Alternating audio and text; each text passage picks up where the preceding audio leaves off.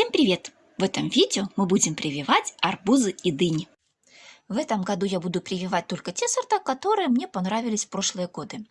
Из дынь это дынька Ремель. Вот их 5 семечек. 3 я замочу, а 2 оставлю на всякий случай на будущий год. Мы их разложим. 3 семечка.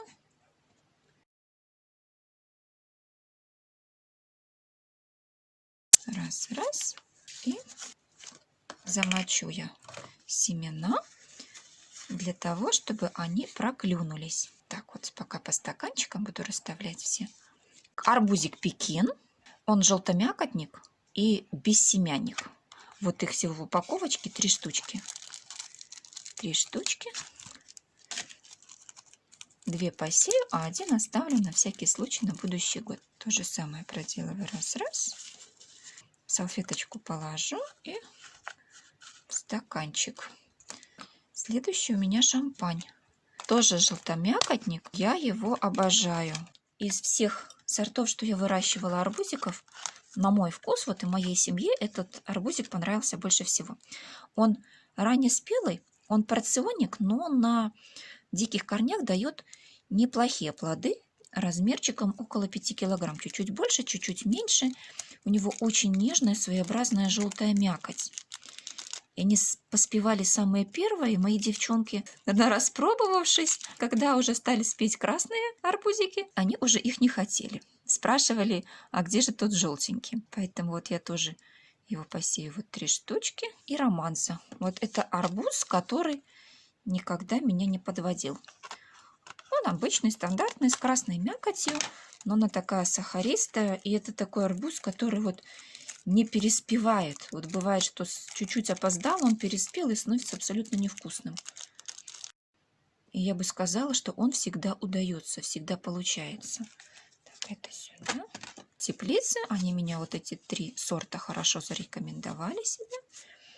И я поэтому их и посею. Слегка увлажню. Не сильно, только слегка.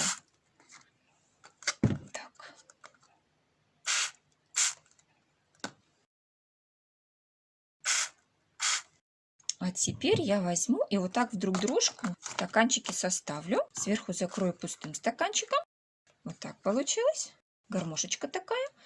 Получается как бы тепличный эффект. В то же самое время есть доступ воздуха. И вот это все я поставлю в теплое место. Замочили мы вчера семена. Сегодня я смотрю, что у многих уже появились клювики. Очень быстро они проклюнулись в тепле. Вот у нас тут дынька Ремель. Вот они, смотрите, все 3, все с клювиками. Вот она аккуратненько вынимает. Смотрите, уже какой клювик. Утром вчера замочила.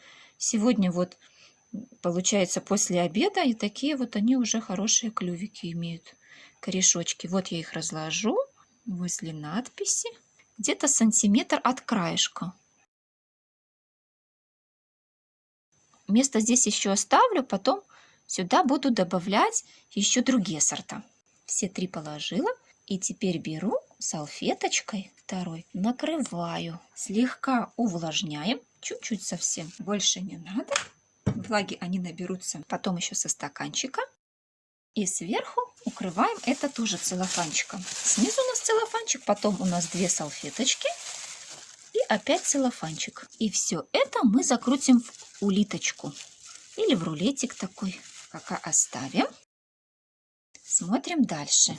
Это у нас арбузики. Арбузик Пекин. Пекин вот 2 замачивали. 1 пока еще без клювика. Может быть, завтра проклюнется. А у второго клювик уже есть. Маленький, аккуратненький. Беру следующий. Романза. Пока из 3 тоже вот 1 проклюнулся. Но романза она сходит практически вся всегда. Вот так на бочок его положу. Так, а эти заверну. Пусть дальше они у нас еще проклевываются. И шампань. Из 3 уже есть у 2 клювики. Так, ложим шампань 1 и шампань 2. Я думаю, что завтра все остальные уже вот тут будут. То же самое, как и с дыньками. Увлажняем и целлофанчиком укрываем. И аккуратненько в рулеточку скручиваем. 2 рулетика у нас получилось. И я их поставлю все в один стаканчик. А в стаканчик налью водички. Вот так вот, чтобы бумажка была слегка в воде. И поставлю уже в теплое местечко. А как появятся вот отсюда росточечки, переставлю их под лампу. Проросли наши дыньки и арбузики. И уже нарастили корешки. Уже вон какие хорошенькие. И теперь самая пора посадить для них подвой. Для дынек это будет кобальт и фицефалия, а для арбузиков это будет лагинария. У лагинарии вот такие интересные семена. Да она и сама очень интересная. Вот этот сорт, который я сажаю, его называют еще гусь в яблоках. Ее плоды очень похожи на маленьких гусят. Круглое такое тельце с длинной шеей, клювиком даже. Интересная такая тыковка. На лагинарию буду прививать арбузики. Дыньки буду прививать на подвой кобальт и буду дыньки прививать на фицефалию, или еще ее называют фиголистная тыква. А семена у нее вот такие вот черные, а мякоть у нее белоснежная. Плод у нее такой интересный, такой пятнистый, похожий на арбузик. И аромат у нее тоже такой вот арбузный. Ее тоже используют в кулинарии хорошо. Ее такая отличительная черта, которая вот мне нравится. У нее нет свежевыраженного аромата тыквы.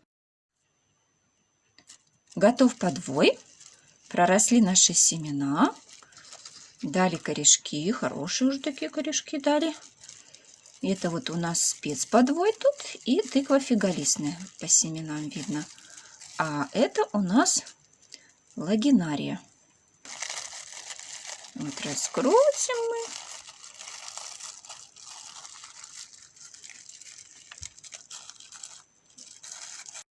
мы. Почему мне нравятся на салфетке? Потому что они очень легко достаются. И корешочки не рвутся, не ломаются. Вот такой корешок. Я прям вместе с бумажкой вот так вот в грунт и посажу. Приступим к самому интересному. Сейчас будем прививать. Это лагинария, а это арбузик. И мне теперь нужно арбузик привить на лагинарию. Вот на лагинарии буду делать надрез сверху вниз, язычок такой делать, а на арбузике наоборот, снизу вверх. И потом их один в один вот так вот вставлять. Надо сделать так, чтобы корешки получились на одном уровне, вот так.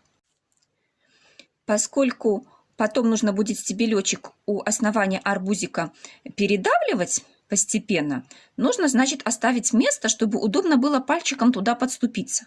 Вот мы посадим, вот они в земельке будут, если в земельку посадим, где-то вот так вот. И вот здесь нужно, чтобы место было для передавливания.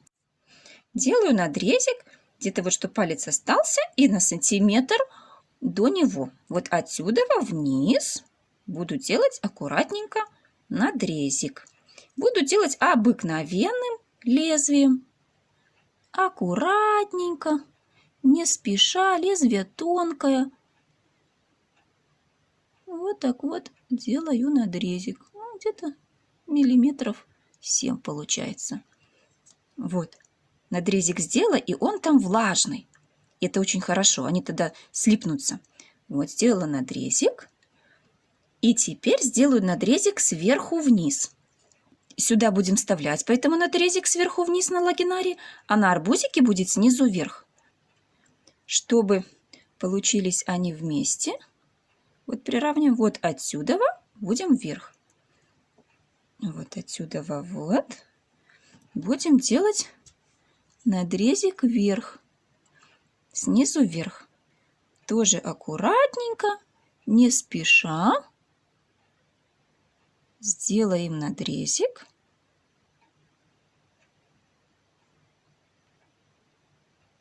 Такой же где-то миллиметров 7. Вот такой вот получился язычок.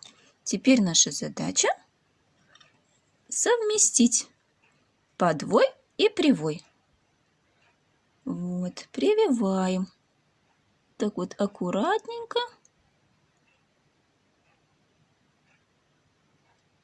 Совмещаем. Вот видите, корешки получились на одном уровне, они в земельку пойдут.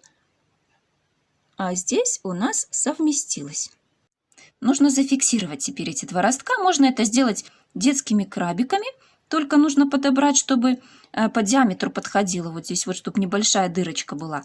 Либо есть специальные клипсы, такие для прививочной, на Алике продаются, но я с Аликом как-то не дружу, поэтому у меня немножко другой метод. Фиксировать наши росточки я буду вот такой вот капроновой полосочкой. Я нарезала ее, вот она очень эластичная.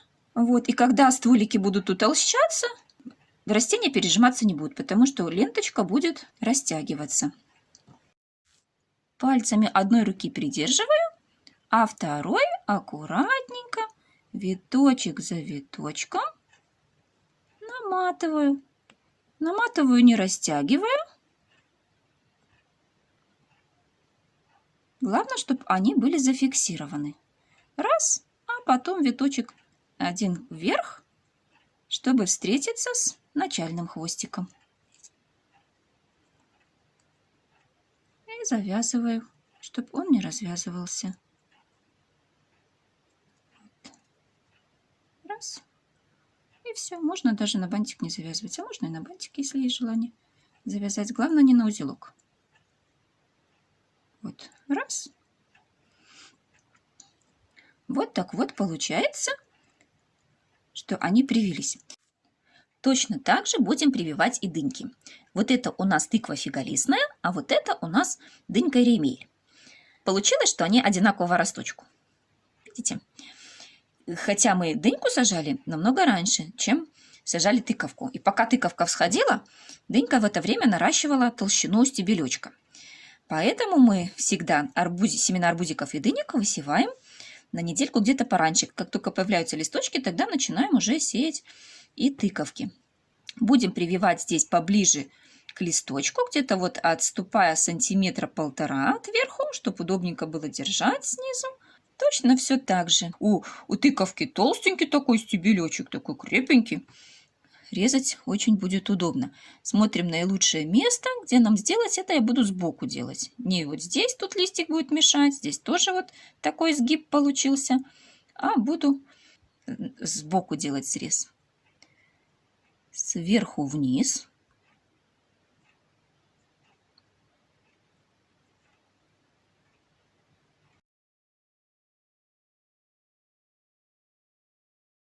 Чтобы одинаковой длины получился срез, то вот у меня на лезвии как фиксатор, видите, вот до сюда дошло. Все, я знаю, что до сюда нужно же сделать разрезик, чтобы они получились одинаковой у меня длины разрезики. Вот раз, такой вот ротик.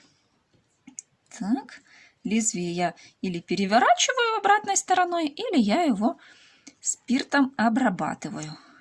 Ну, на всякий случай. Тут-то чистенько, но все-таки на всякий случай. И все так же проделываем. Смотрим, где у нас закончился разрез у тыковки. И отсюда начнем разрезик у дыньки делать. Только уже снизу вверх.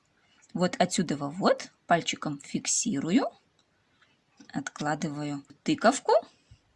Вот здесь вот. Переворачиваем. И аккуратненько вот отсюда будем делать надрезик вниз. Снизу вверх будем делать надрезик. Аккуратненько. Он тоненький, поэтому следим.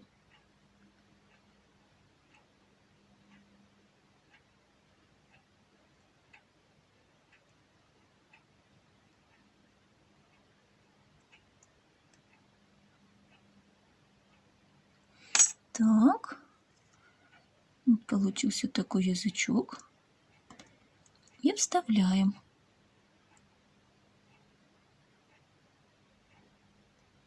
Раз. Вставили. И зафиксируем. Поправим. И зафиксируем. Раз. Два. Виточек за виточком. 3. 4. 5. Все. Готовы. И теперь совместим кончики, чтобы завязать их.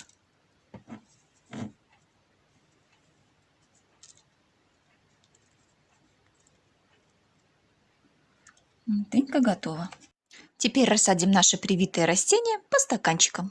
По прошествии 3-4 дней нужно начать постепенно переводить наши арбузики и дыньки на корни подвоя, на лагинарию и на тыковку.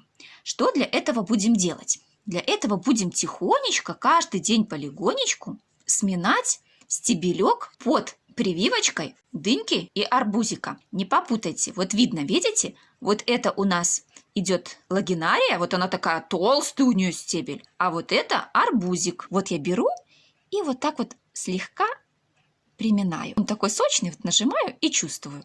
И вот каждый день буду все больше и больше их приминать. Так, вот здесь вот тоже. Где тут вот показать? Вот, буду брать и сжимать по чуть-чуть каждый день. И уже где-то дней через 5, через 7 стволик станет сухой. Вот здесь, и тогда можно будет его отрезать. Вот раз, надавила, вот чуть-чуть вот он приплюснулся. Стебелек арбузика и дыньки каждый день передавливаем. А когда уже не передавливается, когда уже смотрим, что уже побеги стали несочные, нажимаешь, и уже не ощущается, что передавливаешь. Тогда в ход уже идут ногтики. Начинаю ногтиком вот так вот каждый день передавливать. Вот так я уже ногтиком здесь так вот передавливаю хорошенечко. Передавливаю. Уже скоро оно высохнет, и можно будет перерезать. А верхушечки уже надо отщипнуть. Вот верхушечка арбузика, вот она пойдет в рост активнее, когда мы прищипнем верхушку лагинарии или тыковки, смотря на что прививали. Вот аккуратненько просто ее выламываем. Беру ногтиком, раз, и выламываю. И в тот момент, когда уже хорошенечко тут подсох, у нас стволик уже стал такой прозрачный, весь сухой, тогда я уже беру и его перерезаю. Так вот, раз, и перерезала. И теперь у нас арбузик, вот романса, растет на диком уже корешке. А сверху вот он культурный. Вот и с дынькой мы поступим точно так же. Уже очень хорошо передавили мы здесь стебелек дыньки, поэтому уже можно и у нее стебелек этот срезать. Вот.